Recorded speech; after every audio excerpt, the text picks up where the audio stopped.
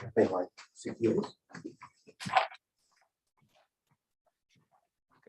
all, it's a pleasure to have today Martín de los Ríos.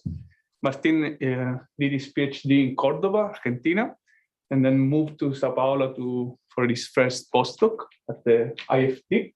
And then he moved again to another IFT in Madrid, where he's currently working on direct detection of dark matter. I think today he mostly will speak about applying machine learning to cosmologies, which is another one of his expertise.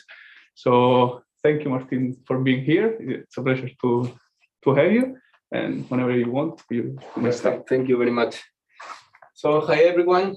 Well, first of all, thank you for inviting me here. It's really, really a pleasure to be here. I'm really, really happy. I will take off the bar. As you said, now I'm working on more dark matter direct detection in the IFT in Madrid with David Cerdeño, but I'm still a cosmology. So from time to time, I like to do things with cosmology. And today I will present this paper that came out last week that is about an auto-encoding analysis of the power spectra of the cosmic microwave background. So I hope you enjoy the talk. So perfect. As Raul told me that there will be a quite broad audience with different backgrounds, I decided to put the beginning of my talk two very brief introductions. So first of all, I will give a very, very brief introduction, some few slides on cosmology. Then also a very brief introduction on machine learning, because these are the two building blocks that we will need in order to understand what I did in Cosmic Kite, in this machine learning that I applied to the cosmic microwave background. So starting with this very, very brief introduction on cosmology, as you may know, when we study our universe in very big scales, our universe is quite isotropic and homogeneous. And so if we put these properties, this characteristic in the metric, we will arrive to this very famous metric that is a Freeman-Lemaitre-Robinson-Walker metric, this line here. And here we have these functions that is the scale factor of the universe that will tell us how is the expansion of our universe, this A that depends on the time. Then if we put this metric into Einstein equations, we will arrive to the also very famous Friedman equations. So if we look to this equation here we have this rho that is the density of the different components on the universe. Here this K is the curvature of the universe, but in fact the current observations said that we live in a quite flat universe, so we can forget about this term, K is equals 0. And so from this equation, we already can see how will be the evolution and how will be the expansion of our universe depending on the different components of the universe. So playing a bit more with the algebra, we can arrive to this equation that is also very important, because now we have the density of the universe, how the density of the different components of the universe depends on the scale factor, and now we have this omega parameter that is the equation of the state of the different components of the universe. So for example, if we have a pressureless matter, so this omega parameters is the parameter that relates the pressure with the density of the component. So the pressureless matter, we have omega equals 0. So the density of this pressureless matter will go out a to the -3. So it will dilute as the volume of the universe increase. So if we plot this in this log plot, this is just the density and the scale factor, but in logarithmic scale, we will have this straight line with a slope of -3, is the matter here. Then for the radiation, that is the other very important component of the universe, we'll have omega equal 1/3. So at the end, we will have that the density goes 8 to the -4. So again, it dilutes because of the expansion of the universe. The volume is increasing, the density is diminishing, but then we have an extra A factor that came from the redshift. And again, if we plot this here, we'll have the straight line with the slope -4.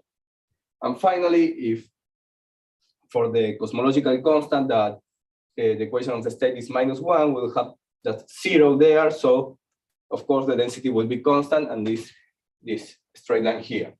So now we can see to this also very famous plot how the different components evolve with the scale factor.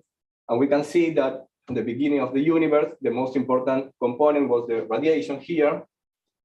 Then when the scale factor increased, there is one moment, that time of equality, where the matter and the matter density and the radiation density are equal. And after that, start dominating the matter.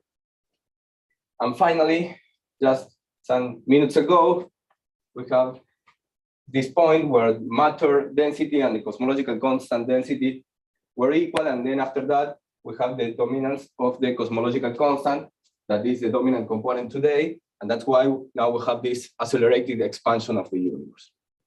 So this was all the background evolution of our universe, of our isotropic and homogeneous universe. But now if we go one step further, sorry, like this.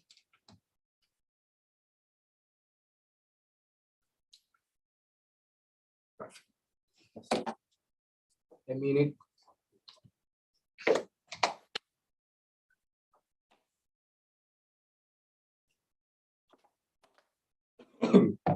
Okay, sorry.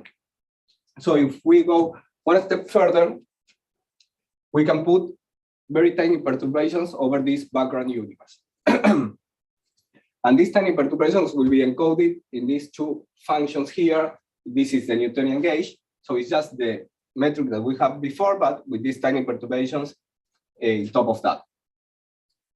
So now we have this metric, but also if we want to analyze the different interactions between the different components of the universe, we need to use the Boltzmann equation. So here I'm just a schematic of the Boltzmann equation. Here we have F is the density distribution function on phase space of all these components. And here we have the collisional term that just take into account all the different interactions between the different components.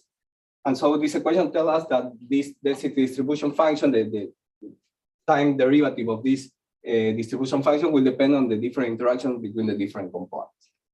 So using now these two equations, we can arrive finally to the Boltzmann equation that will tell us how all these components evolve with time. And so basically we have here, it's again the same. In the left-hand side, we will have these quantities that are related with the density distribution of the different components. And in the right-hand side, we have the quantities that are related with the different interaction between the components. So for example, here in the photons, in the right-hand side, we will have some terms that are related with the metric. You can see here these tiny perturbations. And then we have some other parts where we have this tau that is related with interactions between photons and baryons. So in the equation of baryons, we again have some terms that are related with the metric perturbations, but we have this tau that is related with the interactions with photons. And then we have also the equation for neutrinos and for a pressureless dark matter that only has the metric perturbation. There is no interaction, because we are assuming that this dark matter is not interacting with the standard model. So now we have to solve all this set of coupled equations in order to see the evolution of the components of the universe. And this, if we focus on the photon distribution, we can arrive by solving this equation and playing a bit with the more harmonic spherics. We can arrive to the famous power spectra of the cosmic microwave background. So again, if we solve the previous equation, we will see that first the photons were very coupled with all the other components, but then in the recombination epoch, the photons decoupled and then traveled to us until now. And then if we make a Fourier analysis or harmonic spheric analysis of the photons that came from that epoch, that last scattering surface, we can arrive to this power spectra. An important thing of this power spectra is that if we vary the different cosmological parameters, the different densities of the different components, and so on, the shape of this spectra will vary. So here I am showing this plot that is what happens if we vary the matter density. And you can see very, very easily that if we vary the matter density, the shape of this power spectra will change. But also, nowadays we have a lot of observation of this power spectrum. Here I'm showing in dots is the Planck observation of this power spectrum, measurement of this power spectra. So now with the theoretical model that we have, that I just showed you, we can predict the shape of this power spectra for different cosmological parameters. We have the observation, so now we can make a fit and we can estimate the cosmological parameters that best fit this observation. So this was my very brief introduction to cosmology, that at the end, we arrived to our universe nowadays with these observations and with plenty of other observations in very different scales that point to almost the same picture, that in our universe is currently dominated by the dark energy, that we don't know the true nature of this dark energy.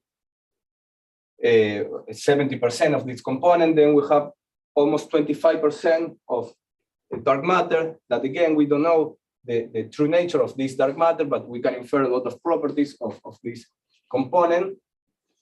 And all the ordinary matter, also called baryons in the astronomy jargon, only make the 5% of our universe, and almost everything that we can see in the universe is inside this 5%. I mean, all the stars in galaxies, the gas in different components and whatever is only this 5%. And so this is mostly the current picture of our universe. So now we move to the very brief introduction to machine learning. I don't know how is the dynamics here, but if you want to make some question, whatever, just interrupt me, I no problem with that. So machine learning. Machine learning techniques are these computational techniques that are designed especially to trying to infer as much as we can from the data. So there are mainly three big categories inside these machine learning techniques. One category is unsupervised learning techniques, that the idea of these unsupervised learning methods is, again, to try to find the most important patterns inside data, the most important characteristic inside our data set. So inside this unsupervised learning, we have on one hand the clustering techniques that, as the name indicates, the idea is to cluster the observations that have some similarity, take into account the properties and the different patterns that we can see and we can infer from our data. You will have different clusters of observations.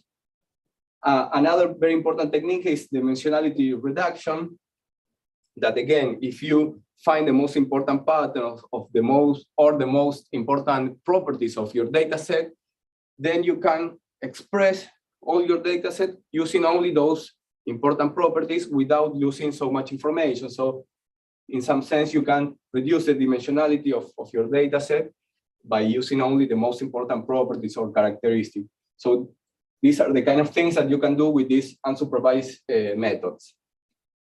On the other hand, we have reinforcement learning that, in fact, this is not so important for science. I think that I never saw any application of reinforcement learning in science. But these are very important techniques for these kind of game playing things that, for example, when you saw this, that a machine learning win a tournament, of a chess tournament, or things like that, in general, are reinforcement learning methods that are applying to those games. These are the kind of things. And finally, we have supervised learning techniques. That is the techniques that I will use in Cosmic Kite later. So it's the one that I will spend more time explaining. And the basic idea of supervised learning technique is to infer some properties to predict some variables using some other variables as predictors. So in this method, we will have some variables that we will use as input of our methods. These variables will be the predictor variables, also called features. And the idea is to predict some other variables that will be the output of our methods. So depending on the characteristic of the output variables, there are two categories of supervised learning techniques. One is classification, other is regression. So in classification methods is when the variables that we want to predict are categories, are classes. So we want to predict between cat and dogs, stars, quasars, A, B, C, D, whatever. There are a lot of methods that are specified for those kind of problems. The other kind of methods are regression methods, that is when the variables that we want to predict are continuous variables.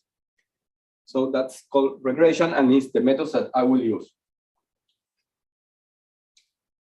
So now focusing a bit more on supervised learning technique, the important thing here is that in order to apply this kind of methods, first we need a data set in which we must know everything. And what I mean by this, we must know the variables that we will use to predict. So we must know the predictor variables, the features, but we also must know the variables that we want to predict. So the variables that will be the output of our method. We need a data set where we must know everything. That's why it's supervised, the name of the methods, because we know everything. We have a data set in which we know everything. Then we split this data set in three mutually independent sets: a training set, validation set, testing set. The important thing here is that the observations that are in one set cannot be in the other sets. They have to be mutually independent. Then using only the training set, we will train our machine learning model. And so our machine learning models will find the correlations between the input variables and the output variables. After that, we will apply our machine learning model to the validation set. And here there is a kind of loop that I call validation. And so the important thing here is that you train your model.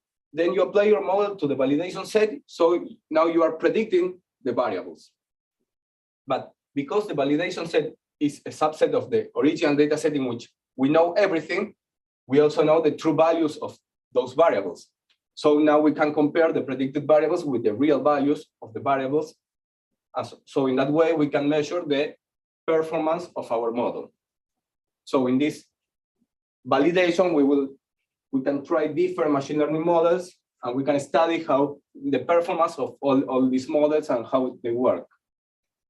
Once we found a good model where we know everything, we know how it works, we can apply finally to this testing set that was independent from the other two sets, again, to have a independent measurement of the performance of our model.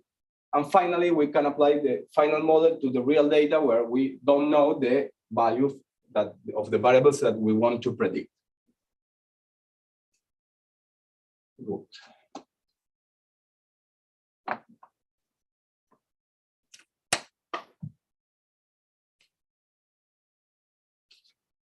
Good. So now, inside supervised learning, one of the most important methods are neural networks. That is the methods I will use, so I will explain a bit more how they work. So here, the basic building blocks of neural networks are the neurons, that are also called nodes, and in this schema are depicted by these circles. So here, the networks have a function that is in general is a nonlinear function, and this nonlinear function will have as an input a weighted sum of the outputs of the previous layer, and the functions will give an output, and then the output of each one of the neurons of the layer will be the input as a weighted sum again of all the neurons of the next layer. So in this way, the first layer will be just the input variables, the features. Then in the first layer that we have all these neurons, each neuron will have as an input the weighted sum of the input variables, and it will give you some outputs, and this output will be the input for the next layer, and so on and so forth. And at the end, we will have as output we will have some prediction here. But the idea is that in the data set, in the training set, we know the input variables. Going through all the network, we can predict some output variables, but as we know the real values that these output variables must have, now we can compare in a loss function, we can compare the prediction, that is what we estimate through going through all the network, with the real values. And so we have to compare this prediction with the real values with this loss function, and then we can go backward and estimate the gradients of this loss function with respect to all the input variables, and in that way we can measure we can fine-tune all these weights in order to have the best predictions. So in that way is how we train our neural networks, like going forward and then going backward. This is a backpropagation method. Okay. And finally, one thing that I forgot to say that is important. Here, the number of neurons in each layer and the number of layers, and also these nonlinear functions are things that you can vary, and you can look for the best architectures. These are hyperparameters that you can vary, and then you can measure the performance of different type of architectures, and in that way you can look for the best one. All these are hyperparameters that you can choose.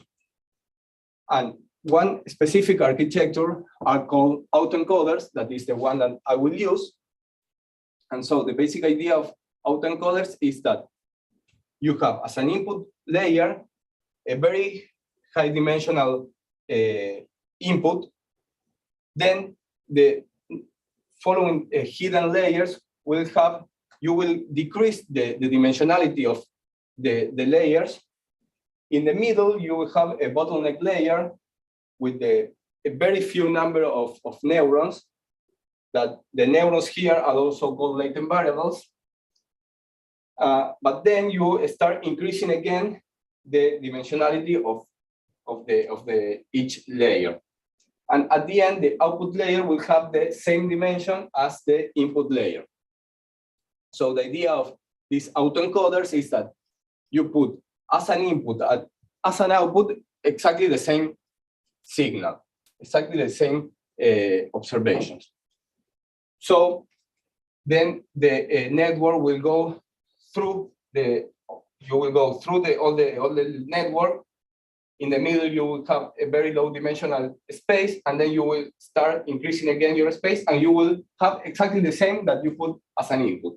So when you train these kind of methods, basically what the network is learning in this part to encode the information that you have as an input. You encode this information in the latent variables, and then in this part, you decode this information to again have and predict what you put as an input.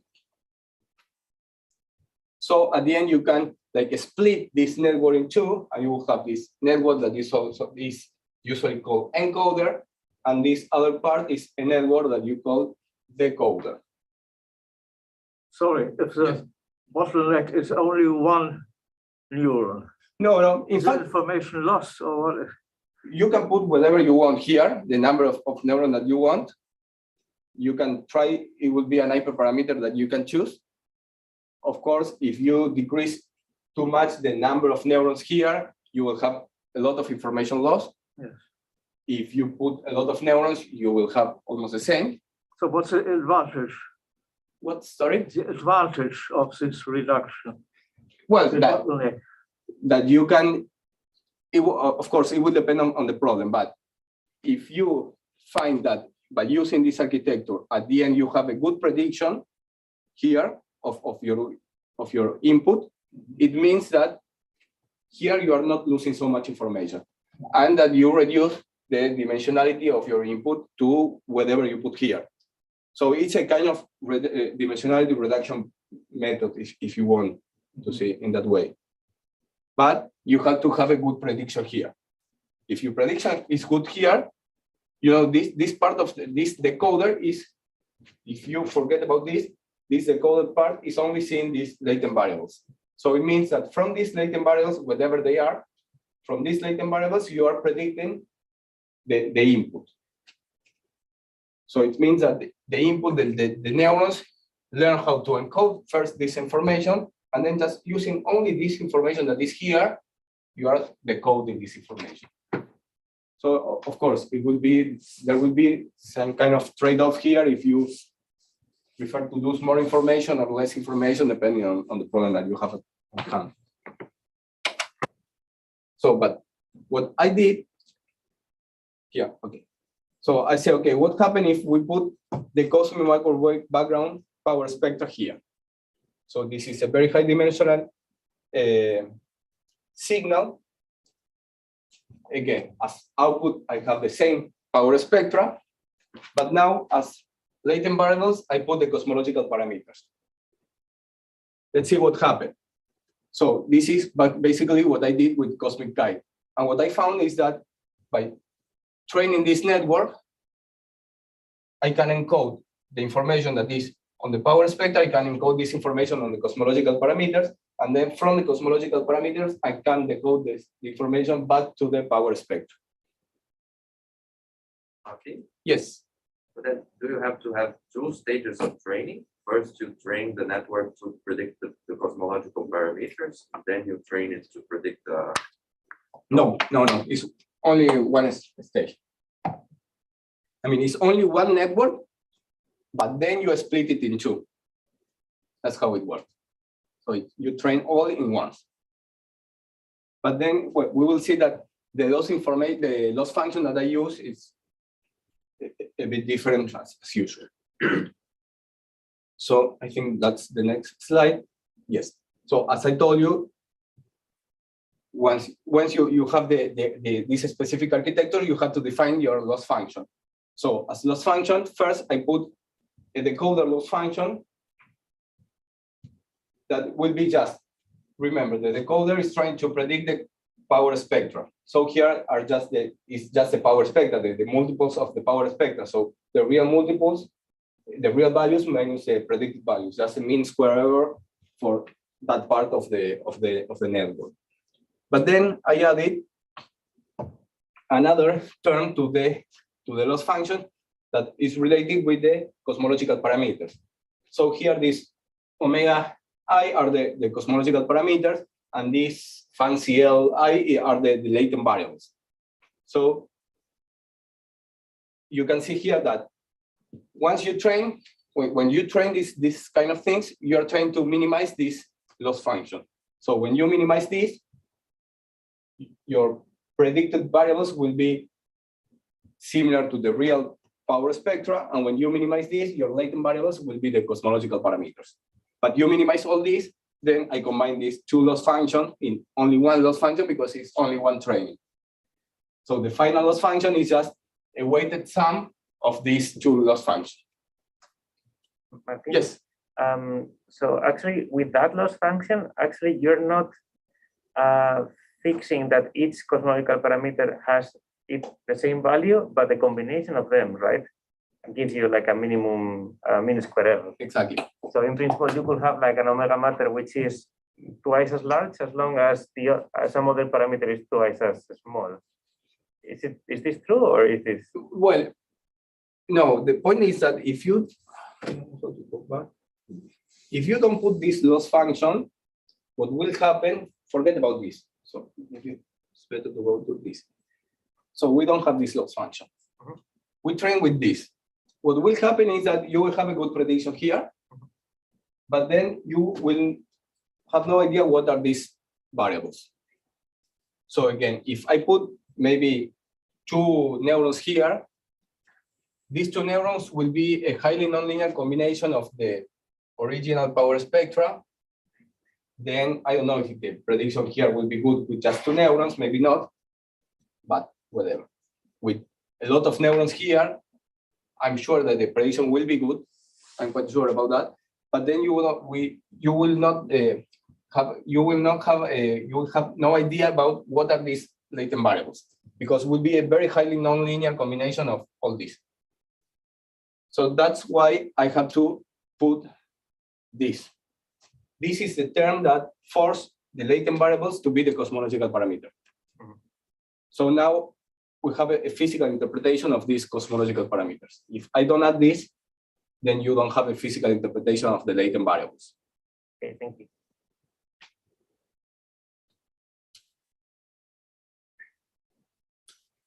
Okay, the loss function. Okay, so now that I explained this schematic explanation of what I did with Cosmic Kite, let's go a bit more in detail. As I told you, first of all, for the supervised learning, the first thing that you need is a data set in which you must know everything. So in order to build this data set, I use the CAM code. This CAM code is a numerical solver for the Boltzmann equation that I showed in the first slides. Then basically I create 80,000 random cosmologies, so bearing these 6 cosmological parameters in these intervals. So for each one of these set of cosmological parameters, I estimate the power spectra of the CMB. And so now I build my data set, which I know in which I know everything, the power spectra and the true values of the cosmological parameters that get placed to those power spectra. So I train my networks. So here I am showing the train history, just the train loss. This is a total loss for the training set and for the validation set in blue. And here I'm dividing the loss in the decoder loss and the encoder loss. Again, what you can see here is that the network is learning. Here is learning how to encode the information that we have in the power spectra, how to encode that information in the latent variables that are the cosmological parameters. And here, the network is learning how to decode that information. So how to predict the power spectra from the cosmological parameters. But again, all this is only on one training. I mean, I only use the total loss for minimizing. Then I split this in 2 because I know what I put, but the network only saw the total loss. So now that I train my model, I must test it. So first I test the encoder part. So again, the encoder part was, I put the power spectra, I try to predict the cosmological parameters. So here I'm showing the prediction is the predicted value of the cosmological parameters versus the real one in the x-axis. Here I'm showing for 4 parameters, but basically I have a perfect prediction of all the cosmological parameters. Then let's go to the decoder part.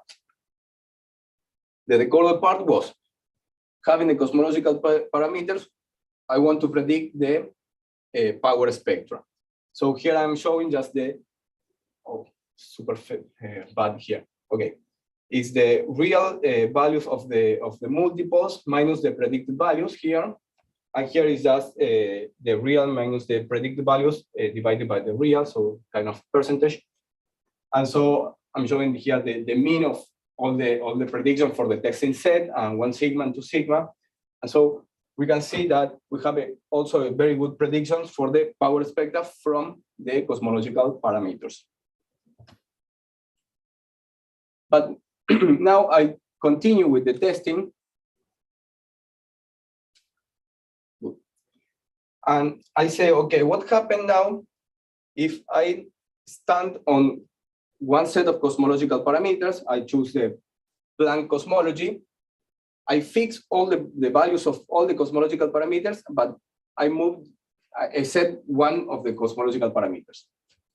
And this plot here, so in this panel, for example, I fix all the cosmological parameters to the Planck cosmology, except the baryonic density that I move the baryonic density around this Planck value.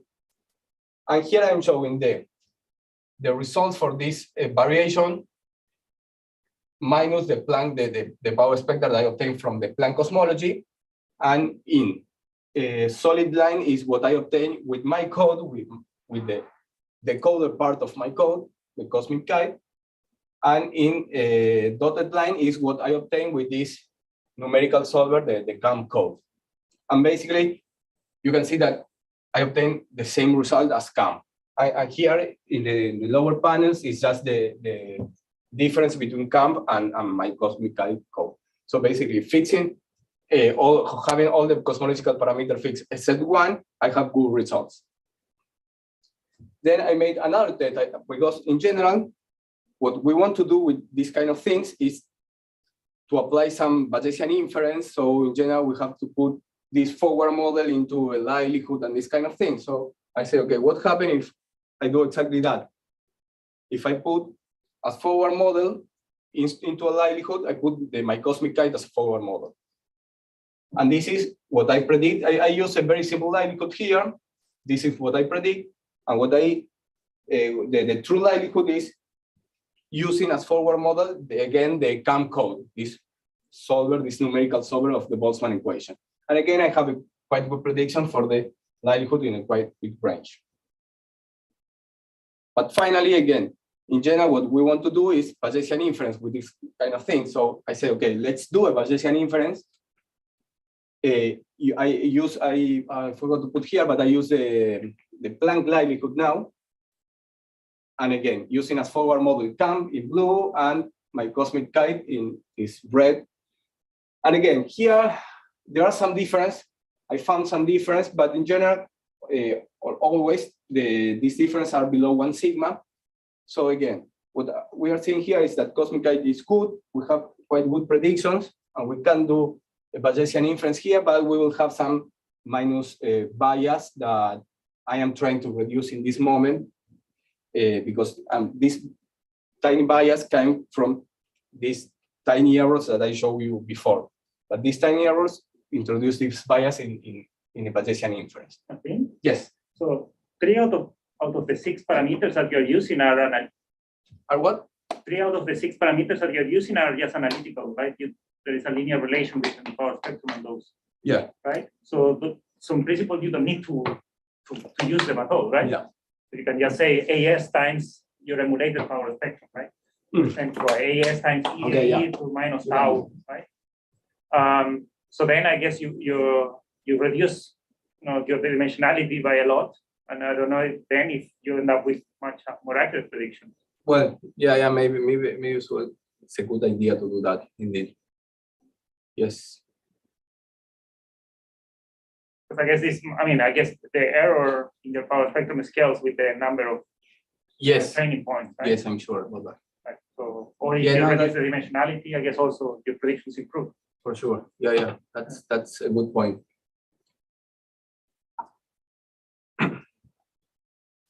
Okay, what else? Okay, and finally, I create a Python library with this cosmic kite code that is quite simple, has only 2 functions here. So you can import my library, and then you have a function that is parsed to PS. So you gave the cosmological parameters, and the function gives you the power spectra that came from these cosmological parameters. And another function that is PS to parse that from the power spectra, it gave you the cosmological parameters. And I think that's all. I'm just going to the conclusions. So again, I performed this auto-encoding analysis of the CMB power spectra. Then you see only the encoder part of the network. We are able to predict the cosmological parameters from the power spectra.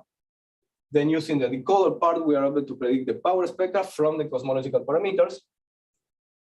And again, this is important. This algorithm is not improving the precision, and in fact, there is the precision is quite it's not better, but it's much faster than traditional methods.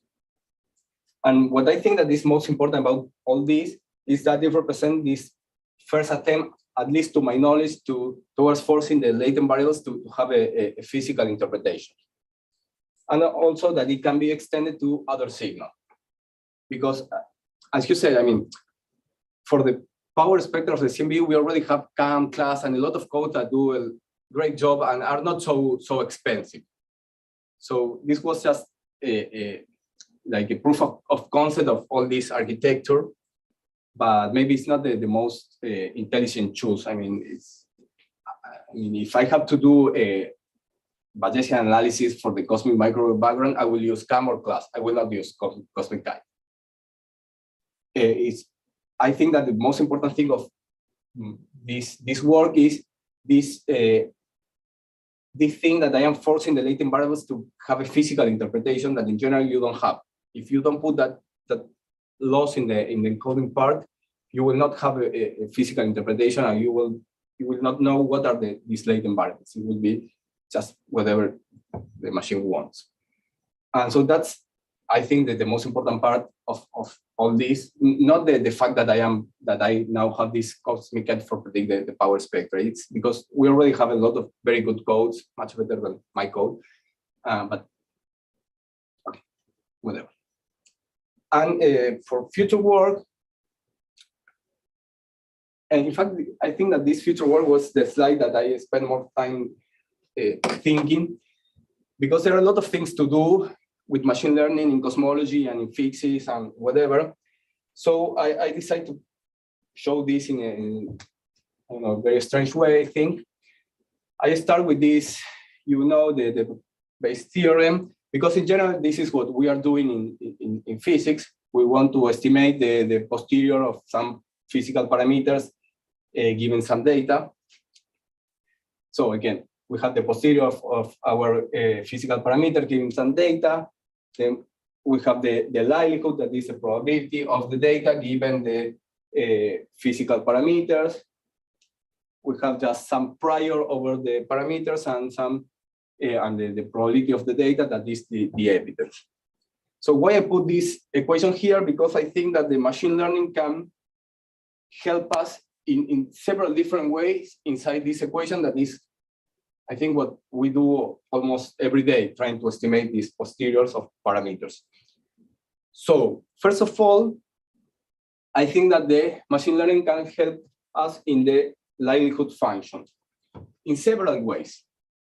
Because in general, this likelihood function, you have your data, but then you have a forward model here. So you have to give the physical parameters to your forward model. Then your forward models will give you like what you expect to observe with those parameters. You compare those expectation values with what you actually observe, and that's the likelihood. But in general, these forward models are quite expensive, can be very complex. So I think that maybe machine learning can help us to have a better forward models or faster forward models. And in fact, this is exactly what I did in this cosmic kite. In general, we use as forward model the CAM or class code, and I just create a machine learning model. But again, as I was saying before, CAM and class are super fast already, are super good. So maybe my cosmic kite is not so useful in this sense, but it's just a way of thinking that we can do these kind of things with machine learning and can be quite good. Then also, in general, again, in the likelihood function, in general, we use quite simple likelihoods, or we use a lot of assumptions. And in general, in a lot of words, the likelihoods are just Gaussian. And in general, this is quite good assumptions, but there are some works where this is maybe it's not a good assumptions, and maybe we are arriving to the precision of our data, or we want to see things that we have to go a bit beyond these assumptions. So I think that machine learning can help us to go beyond in this likelihood analysis, and going beyond this Gaussianity for the likelihood. And in fact, there are already some papers and methods trying to do this. Generally, they are called likelihood-free inference, because they are free in the sense that they are not assuming any shape for the Gaussian, for the likelihood. They are just letting the machine learning to learn whatever the likelihood is. I think that these are quite interesting methods also. And then also, in general, here in the likelihood function, we do not put the raw observations there. I mean, we do not put all the galaxy catalog into a likelihood functions to estimate the cosmological parameters. In general, we estimate some summary statistic from our catalog, from our data, and then put that summary statistic on the likelihood function. So again, I think that machine learning can help us to find the optimal summary statistic for a certain problem. And again, there are several papers trying to do these kind of things. And finally, also, in fact, we do not put the raw data here. In general, we have to make a pre-process of all this data. We have to clean the data. You have foreground, background, I don't know, the signal, the fake signals, the mask, whatever. And also, I think that maybe machine learning can help us to do these kind of jobs of cleaning the data. And finally, also I think that the machine learning can help us directly on estimating the posterior. That again, there are several methods trying to do this estimation directly from a machine learning point of view, letting the machine learning to estimate the full posterior. Here I fix the things. But again, this I think that can be very, very, very useful for us. So that's all. Thank you very much.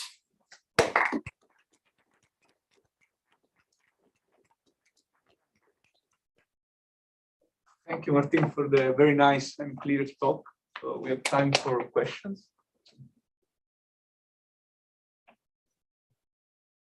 Okay, please. Did you use an open available code for the neural net? Yes, yes. So What code? all my code is based on TensorFlow. That is a library of Python. Mm-hmm. And you can see, I don't know if I have the link here. Well, the first slide, I have the links to my GitHub repository. Here, all these are links. I will give you the slides later. Here, this is my GitHub repository, and all my code is there. So you can just go there, and all the things are there.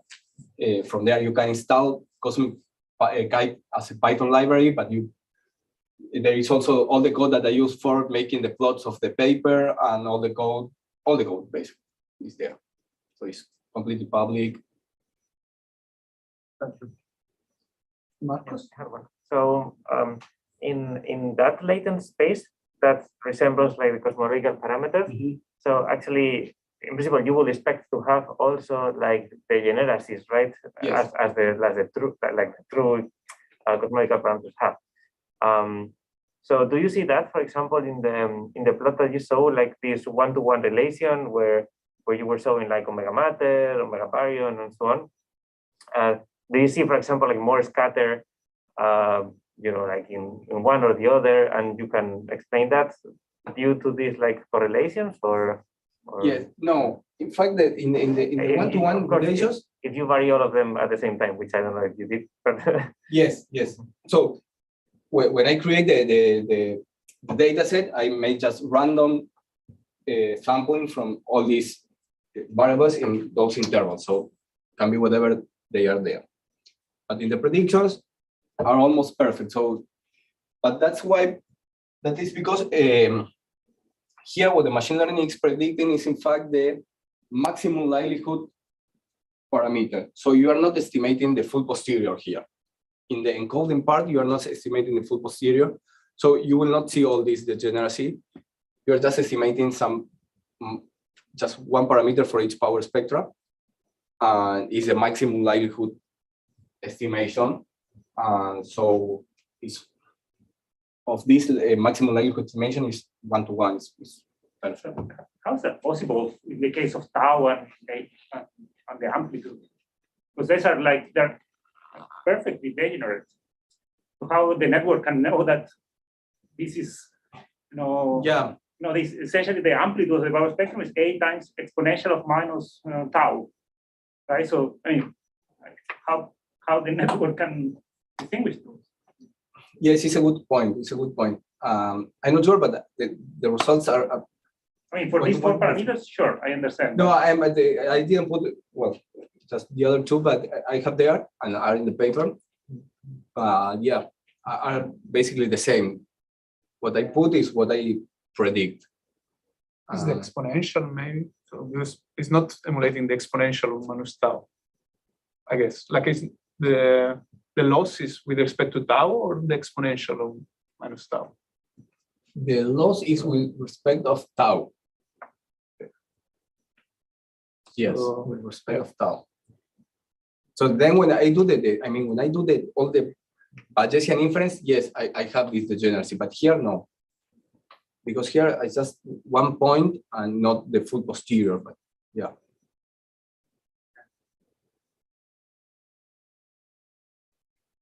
Any other question? So I actually fail to understand what is the advantage of this autoencoder approach, because I mean you could have just trained a normal neural network. Yes. And so what is the advantage of doing it this way? Well, I mean the advantage is just that in only one training I have both things that, but yes, again, maybe for this problem it's not so useful, but maybe for other problems, yes.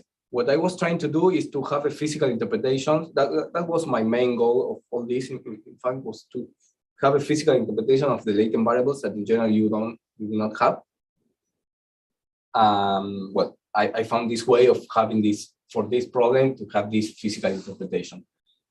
But yes, maybe it's not the most clever things to do for this problem of, I don't know. It's My understanding is that in this, one of the advantages of this autoencoders is that you can create kind of new fake data, right? So you can actually now identify the latent space and evaluate or do the coding on a completely new or even like outside the range where you train, and you kind of come up with new data. But yeah, so I guess it maybe for some more complex. Yeah, from some more complex things, you can do these kind of things. There are also, these are autoencoders. These are not variational autoencoders. That in general, this is what the people use to generate new data, because there is some kind of stochasticity there in the latent variables. Here, there is no those kind of things. But yeah. Thank you. Yeah, Marcus? This method, if this method is employed in other constraints of cosmological parameters, could the encoders and decoders of each such training be like combined to like use the encoder of one constraint on the encoder of the other constraint, because they have this this intermediate layer of actual cosmological parameters. Did it make any sense? Sorry, I don't understand. I think that the question. Basically, you can use this method for other constraints, right? So is there any meaning in combining the training of different constraints together to get some additional knowledge? So you mean to use it to different observables? To the, like yes. the same. Yeah, like in a greater. Okay, to different observables. Like more data will Yes, will affect this intermediate layer of cosmological parameters.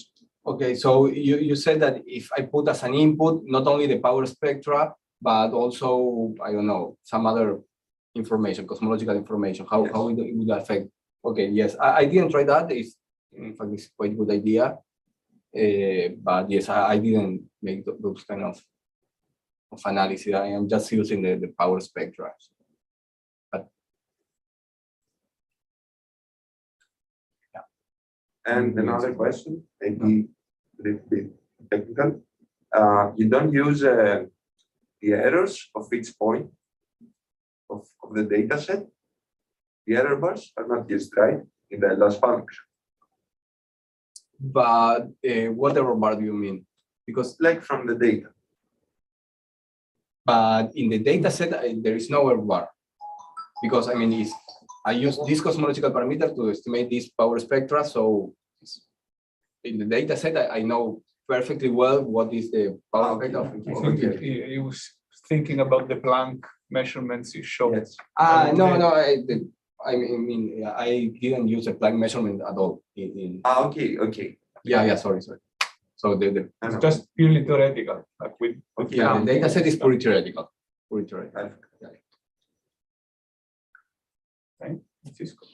you have a way of estimating and including the uncertainty of your model in your Bayesian analysis? Because I don't know, maybe if you reduce enough your errors in your measurements, it could be that there's some imprecision in your machine learning prediction that could be important to be included there. Is there a way that you can sort of predict that? So you mean the uncertainty because of the machine learning? So yes, it's in fact it's a quite hot topic in machine learning. How to do so? If you go to maybe this plot, this weight in my method, there is no uncertainty about the machine learning. So these weights are just the best weight that the machine learning can find.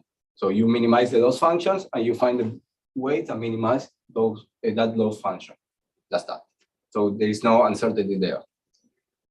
But there is now a full community working on what they call Bayesian machine learning, something like that. The idea is to estimate posterior of these weights. So now you will not have just one value of the weight, but you will have some probability for these weights. And in that way of doing things, you can estimate some kind of uncertainty for the machine learning model.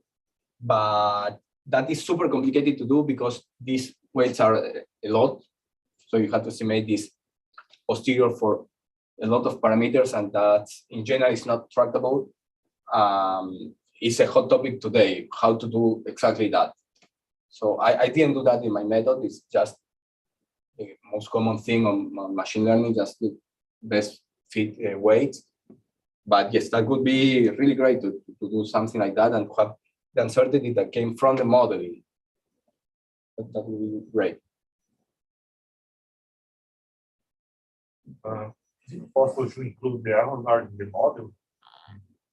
I mean, if your model has error bars. You error bar for what? For the Yeah, for example, if you are not using the CAM for spectrum, but you are using, I don't know, the mass function from a simulation. So you have error bars in your model. okay. Is it possible to include this technique? Or?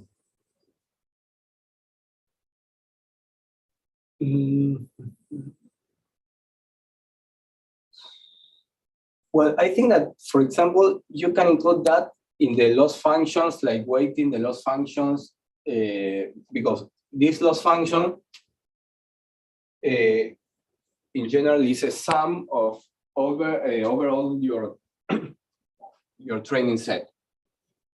So if you have error bars in your training set, then you can weight that loss function, that sum inside the loss functions by the weights of your training set. Maybe you can do something like that. It's not what I did, but yes, I think you can do that.